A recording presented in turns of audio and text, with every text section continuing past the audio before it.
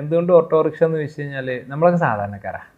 നമ്മൾ കേരളത്തിലുള്ള ഒരു പകുതി 3/4% ആളുകളും സാധാരണക്കാരാണ്. അപ്പോൾ ആരും ചിന്തിക്കാത്തൊരു തോട്ടാണ് ഒരു സാധാരണക്കാരനെ സംബന്ധിച്ച് ഏറ്റവും ബെസ്റ്റ് പ്രൊഡക്റ്റ് ലോകം സഞ്ചരിക്കാൻ ഏറ്റവും നല്ല വാഹനം എന്ന് പറയുന്നത് ഓട്ടോയാണ്. അത് അത്രത്തോളം ആളുകൾ ചിലപ്പം അത് നമുക്ക് ചിന്തിച്ചിട്ടുണ്ടാവില്ല. ഓട്ടോറിക്ഷനെ സംബന്ധിച്ച് 35 കിലോമീറ്റർ മൈലേജ്, അതായത് നമ്മളെ ബൈക്കിൻ്റെ മൈലേജ്. പിന്നെ വെയിൽ കൊള്ളണ്ട, മഴ കൊള്ളണ്ട, സീറ്റ് ബെൽറ്റ് വേണ്ട, ഹെൽമെറ്റ് വേണ്ട. നമുക്ക് 4 പേർക്ക് അല്ലെങ്കിൽ 3 പേർക്കെങ്കിലും സുഖമായിട്ട് യാത്ര ചെയ്യാൻ പറ്റും. ലഗേജ് പോവും.